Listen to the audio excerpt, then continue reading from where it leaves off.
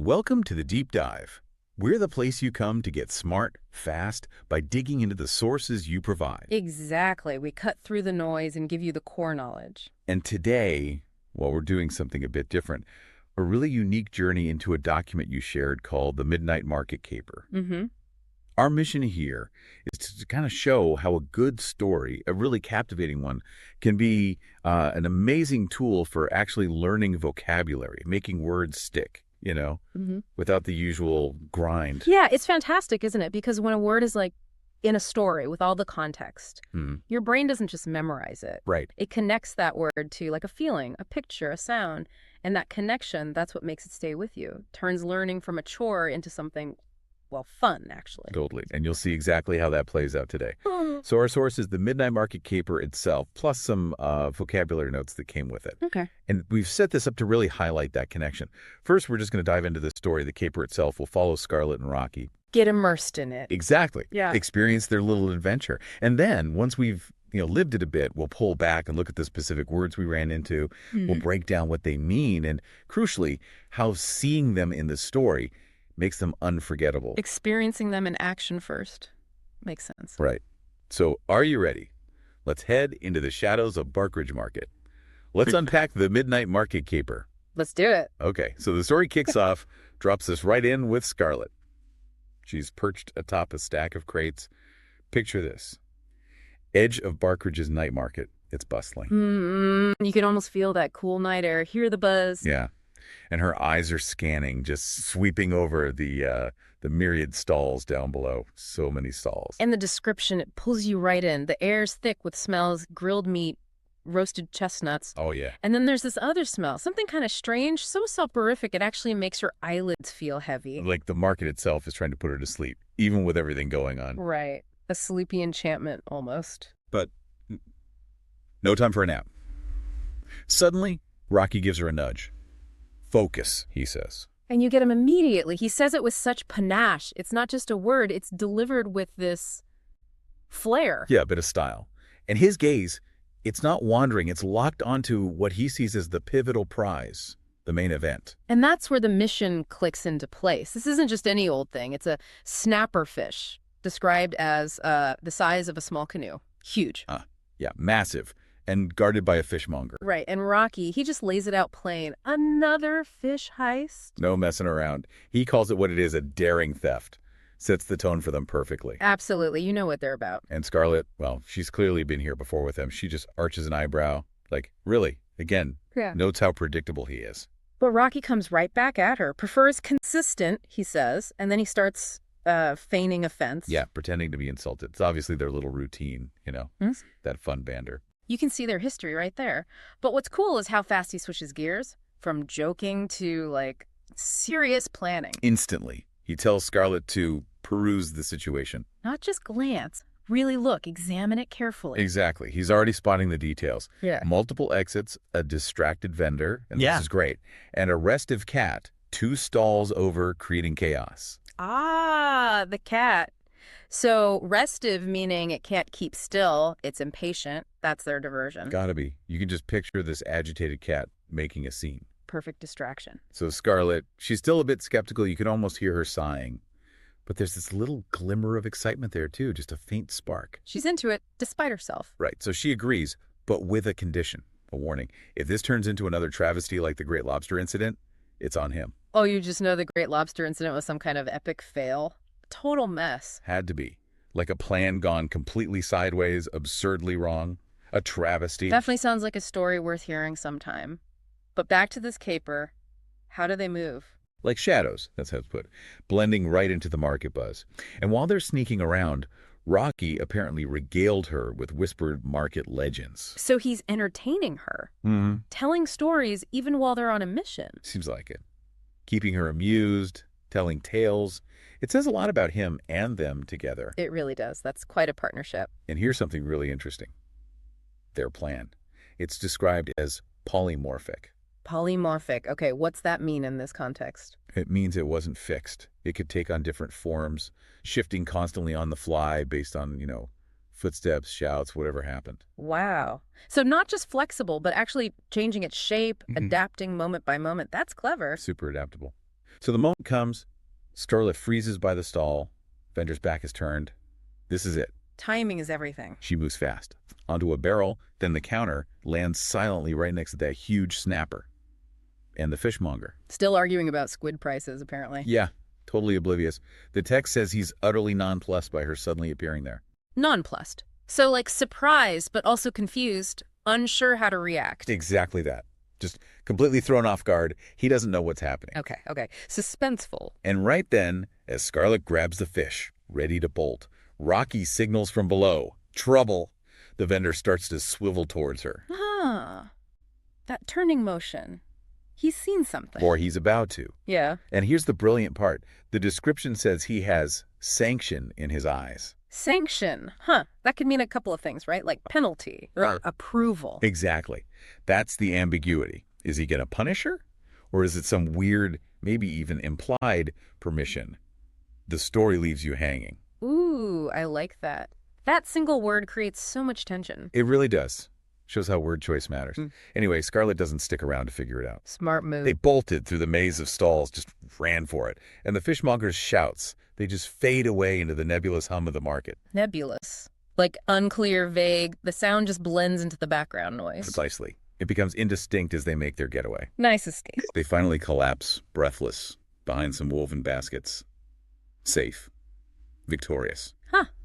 Mission accomplished. Scarlett, cool as ever, drops the giant snapper like it's a trophy. Not bad for a midnight stroll, she says. Classic understatement. And Rocky, gotta get the last word in, smirks. We adapt, we improvise, we win. Next time, we go bigger. Of course he does. Always escalating. But Scarlett gets the final word. She licks a fish scale off her nose, apparently, and suggests, next time, we peruse the dessert stalls. I like her style. A well-earned reward. Definitely. So that's the story. The Midnight Market Keeper. Fun, right? Yeah, really engaging. And you're right, those specific words definitely stood out. They added flavor. Exactly. So now let's do that second part. Let's unpack those words we highlighted. This is where we see how the story helps cement them in your mind. It's that shortcut we talked about. Making the connection explicit. Good idea. Yeah. By linking the word back to the scene, the feeling, it should make it much easier to remember. Right. Leveraging how your brain actually likes to learn. So let's break down these key terms. Okay, where do we start? Let's start at the beginning with myriad. Scarlett scanning the myriad stalls. Right. So myriad means like a huge number, countless. Exactly, a countless or extremely large number. It paints that picture of an overwhelmingly busy market, not just a lot of stalls. You feel the scale. Got it. Makes sense. What was next? That sleepy smell. Yeah, soporific. The air had this soporific scent making Scarlett drowsy. Meaning it tends to cause sleepiness, tending to induce drowsiness or sleep. Precisely. Not just relaxing, but actively sleep-inducing. Adds that slightly strange, enchanted vibe to the market. Okay. And Rocky style. His panache. He spoke with panache. Which means that flair. Distinctive and stylish elegance or flair? Spot on. It's more than just being confident. It's got that touch of showmanship, that swagger. Tells you a lot about his character quickly. Right. And the fish. It was. Pivotal. The snapper was the pivotal prize. Meaning crucial, essential, of crucial importance. Yep. The whole mission hinged on that specific fish. It underlines its significance. Without it, the heist. Which was the next word, right? Heist. It was. Rocky called it a fish heist. Pretty simple definition. A robbery or daring theft. Right. It frames it as something bold, adventurous, not just petty theft. Sets the stakes. Exactly.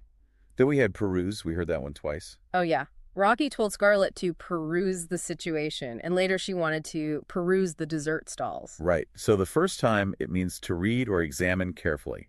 A thorough look. And the second time, more like browsing carefully. Perfect. Browsing, examining with care, looking closely at those desserts shows its flexibility. Okay. What about the cat? The restive cat. Yes, the restive cat. Key diversion. Restive means unable to keep still or silent due to impatience. So not just restless, but specifically agitated because it's impatient. Pacing, maybe meowing loudly. Active. Exactly. That creates a specific image of why it's causing chaos. Got it. And the lobster incident, that was a name. A travesty.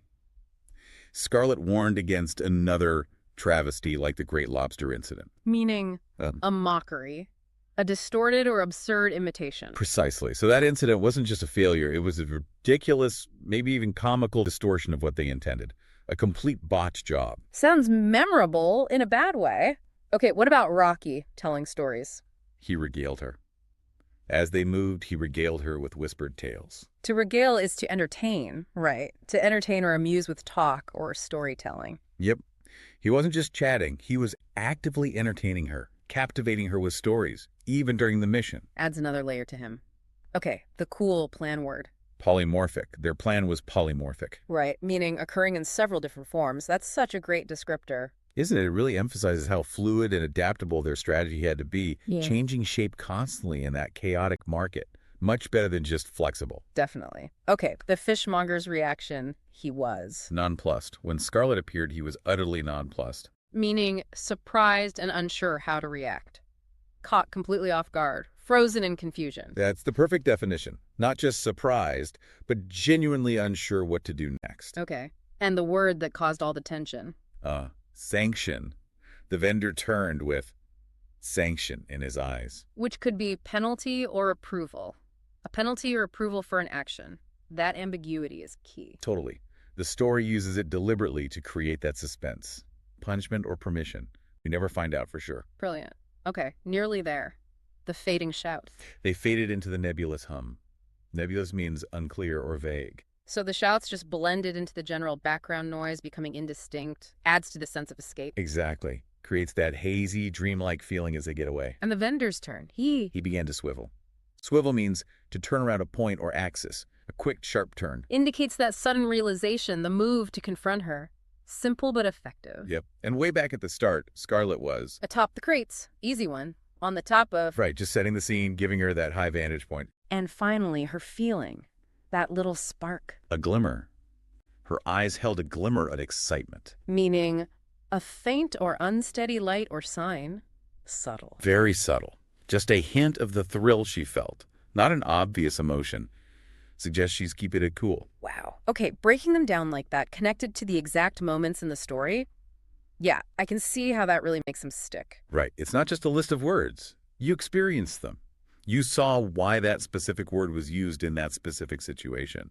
It gives them meaning beyond the dictionary definition. It really does. Your brain links the word to the image, the action, the feeling from the story. Well, it's just a much more natural way to learn, isn't it? Less like studying, more like absorbing. Exactly. It's about gaining that knowledge quickly, yes, but also thoroughly, making those connections stick. We took this story you gave us and used it like a living vocabulary lesson. Proving learning doesn't have to be dull. It can absolutely be an adventure. So think about that next time you're reading something or even listening. Pay attention to those words that really jump out, the ones that paint a picture or create a specific feeling. Like that word sanction in the story, that one little word packed with ambiguity. It changes everything. It really does. So here's a thought to leave you with. How often do you run into situations where one word, maybe even a subtle one, completely changes the meaning or the feeling? Could paying a bit more attention to vocabulary unlock a whole new layer of understanding in your own life? Something to mull over. It's amazing how much nuance is hidden in the words we use and hear every day.